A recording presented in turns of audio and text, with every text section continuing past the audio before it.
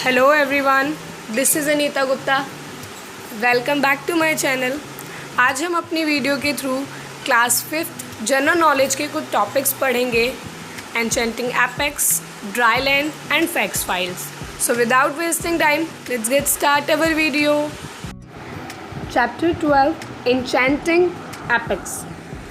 First we will discuss about the epics. ये हमें पता होना चाहिए कि एपिक होता क्या है। What is an epic? So an epic is a long narrative poem that usually narrates the deeds of N ancient heroic figure. मतलब पुराने समय में जो बहुत ही वीर गाथाएँ होती थी उनके बारे में बताने वाली लॉन्ग पोएम्स, बहुत लंबी लंबी कविताएँ, ठीक है, उन्हें हम एपिक्स बोलते हैं। यहाँ पर एक क्लू बॉक्स दिया हुआ है और कुछ एपिक्स की डिस्क्रिप्शन दी हुई है। तो उन डिस्क्रिप्शंस को समझते हुए हमें इस क्लू बॉक्स की हेल्प से इसको फिल करना है, ठीक है। तो चलिए समझते हैं कुछ। पहला है, this epic is based on the legend of Trojan war. Trojan war के समय जो महान योद्धा थे उनकी ऊपर ये बेस्ड है कि उन्होंने इसके अंदर स्टोरी के थ्रू ये बताया गया है या इसके अंदर वो गाथा बताई गई है, कहानी बताई गई है कि जो ट्रोजन्स थे उन्होंने ट्रोजन्स से किस तरीके से ग्रीक लोगों ने हेलेन को रेस्क्यू किया, ठीक है। सेकंड है, ये एक बहुत ही लॉन्गेस्ट एपिक पोएम है वर्ल्ड की one of the longest epic poems में से एक है। और इसमें दो राइवलरी रूलिंग फैमिलीज थी बहुत ही महान, कौरव और पांडव। इन दोनों के नाम को सुनते ही आप समझ गए होंगे कि ये किसकी बात हो रही है। कौरव और पांडवों के युद्ध के बारे में किस एपिक में बताया गया है। थर्ड है, this epic is believe to written by Homer. माना जाता है कि एक बहुत ही ग्रीक के बहुत ही महान पोएट थे होमर, उनके द्वारा ये एपिक लिखी गई है। और इस एपिक के अंदर after the fall of Troy heroic figures बताए गए हैं उनकी होम कमिंग के, ठीक है, घर वापसी के।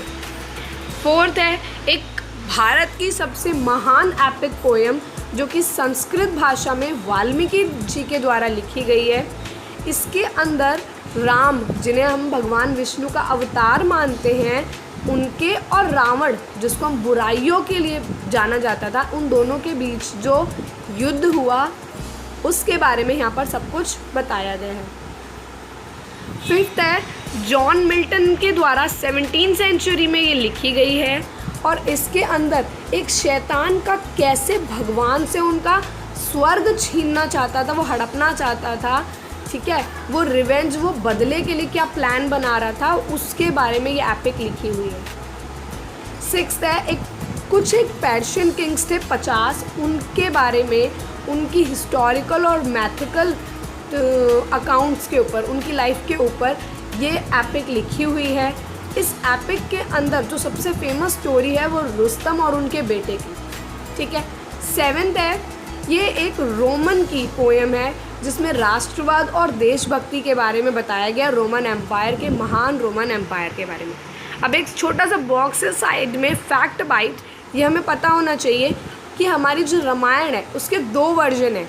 एक जो वाल्मीकि जी ने संस्कृत भाषा में लिखी थी त्रेता युग में, जब राम जी स्वयं थे, ठीक है, जिसे हम वाल्मीकि रामायण बोलते हैं। और वाल्मीकि रामायण को और अदर जो दूसरा वर्जन है वो तुलसीदास जी ने लिखा था अवधी भाषा में, ठीक है, कलयुग में, जिसको हम रामचरितमानस के नाम से जानते हैं। नेक्स्ट हमारा टॉपिक है चैप्टर 13, ड्राई लैंड्स। देख के ही नाम से ही समझ रहे हैं, ड्राई लैंड्स मतलब डेजर्ट की बात हो रही है यहाँ पर। Deserts are dry areas of land with little water and often ये सैंड से कवर्ड रहते हैं, ठीक है। ऑल्थो ये बहुत ड्राई होते हैं, बैरन मतलब बंजर होते हैं, लेकिन फिर भी यहाँ पर बहुत सारी लिविंग थिंग्स रहती हैं। यहाँ पर भी आपको fill in the blanks fill करने हैं। हेल्प बॉक्स हमें साइड में एज यूजुअल दिया हुआ है, सो इट्स ईजी कि हम इन्हें पढ़ेंगे, इनके डिस्क्रिप्शन को समझेंगे और हेल्प बॉक्स की मदद से इन्हें भरेंगे, ठीक है। फर्स्ट है डेजर्ट। एक डेजर्ट प्लांट का नाम लिखना है जिसकी पूरी बॉडी पे थॉर्न्स होते हैं, ठीक है, सबको पता है डेजर्ट में कौन सा प्लांट पाया जाता है। सेकंड है डेजर्ट में एक ऐसा एरिया जहाँ पर पानी भी मिलता है और एक कुछ प्लांट्स भी मिलते हैं हमें वहाँ पर थोड़े बहुत। ये भी हमने अपनी एसएसटी की बुक में भी पढ़ा है। नेक्स्ट, ग्रुप ऑफ पीपल्स, मतलब लोगों के समूह का नाम बताना है जो कि डेजर्ट में रहते हैं वेस्ट एशिया और नॉर्थ अफ्रीका के। हेल्प बॉक्स में सबसे पहला पॉइंट बेदोइंस, ये हम अपने एसएसटी में पढ़ चुके हैं। फोर्थ वाला तो मुझे समझाने की ही ज़रूरत नहीं है, the dash is called the ship of desert. Ship of desert आप बचपन से पढ़ते आ रहे हैं, किसको कहा जाता है? Ship of desert. Yes, correct. A small poisonous animal commonly found in the desert. Desert में पाए जाने वाला एक बहुत ही जहरीला जानवर, छोटा सा होता है लेकिन बहुत पॉइजनस होता है। सिक्स्थ है, एक ऐसे प्लांट का नाम बताना है जिसका सरफेस बहुत वैक्सी सा चिपचिपा होता है, जेल टाइप, लेकिन उसको दवाइयों में और आजकल कॉस्मेटिक्स में बहुत यूज़ होता है। घर में भी बहुत हम उसकी होममेड चीज़ें बनाते हैं, रेमेडीज़, ताकि हम फेस पे लगाते हैं, बालों में लगाते हैं। सेवेंथ है, बहुत कॉमन डेजर्ट एरियाज़ में पाए जाने वाला एक ट्री जिसपे एक फल लगता है, ठीक है। एंड लास्ट है इसका, एक कैक्टस का नाम बताना है जो कि डेजर्ट में पाया जाता है, लेकिन when it rains swells with water, ये क्या है? पानी से भर जाता है, ठीक है। ये छोटा सा टॉपिक था। हमारे जीके में बहुत छोटे छोटे से टॉपिक हैं, जैसे कि अभी हमारा अगला टॉपिक है फैक्ट फाइल का। अब यहाँ पर फैक्ट्स का मतलब है आज हम इसमें कुछ एनिमल्स के फैक्ट पढ़ेंगे, ठीक है, और इन फैक्ट्स को समझ करके हम उन क्रीचर्स के करेक्ट नाम इसके अंदर फिल करेंगे। यहाँ पर भी हमें हेल्प बॉक्स दिया हुआ है, तो चलिए स्टार्ट करते हैं इसको भी। Which is the only cat that has no tail. ऐसी कौन सी बिल्ली होती है जिसकी पूंछ नहीं होती? सोचिए सोचिए। A lady bird is not a bird, what is it? Lady bird, लेकिन वो बर्ड नहीं है। एक ऐसे बर्ड को बताइए, नाम बताइए उस बर्ड का जिसको जापान में लॉन्ग लाइफ का सिंबल माना जाता है। फोर्थ में आपको बताना है ऐसी कौन सी बर्ड है जो जब छोटी होती है तब तो वो नॉन वेजिटेरियन होती है, एंड जब वो अडल्ट मतलब बड़ी हो जाती है तो वो वेजिटेरियन हो जाती है, शाकाहारी। फिफ्थ है, विच is the shortest living insect. सबसे कम जीने वाला कौन सा इंसेक्ट होता है, मतलब जिसकी लाइफ बहुत छोटी सी होती है। एक ऐसे एनिमल का नाम बताइए जिसके 4 नीज होते हैं। सेवेंथ में आपसे पूछा जा रहा है which animal is said to wash its food before eating. ये कौन सा जानवर है जो खाने से पहले अपने खाने को धोता है। एट्थ हम बात करते हैं अगर, तो बिगेस्ट एप, एप का मतलब होता है मंकीज़ की ही एक प्रजाति, ठीक है। तो सबसे बड़ी, अगर हम मंकीज़ में बात करें तो सबसे बड़ा मंकी कौन सा है? सबसे बड़ी मंकीज़ की प्रजाति में कौन सा है? 9 में आपको एक सी एनिमल मतलब समुद्र में रहने वाले एक एनिमल का नाम बताना है जिसके हाथी जैसे दांत होते हैं। 10th में बताना है विच is the fastest swimming mammal. सबसे तेज़ तैरने वाले मैमल का नाम। विच सी bird can not fly.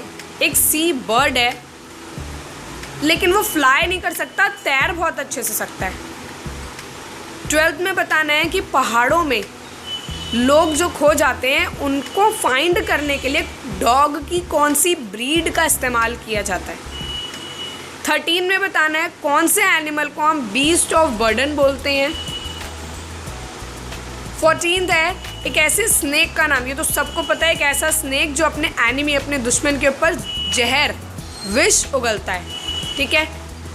Which is the slowest land animal. ज़मीन पे चलने वाला, सबसे धीरे धीरे चलने वाला कौन सा जानवर होता है?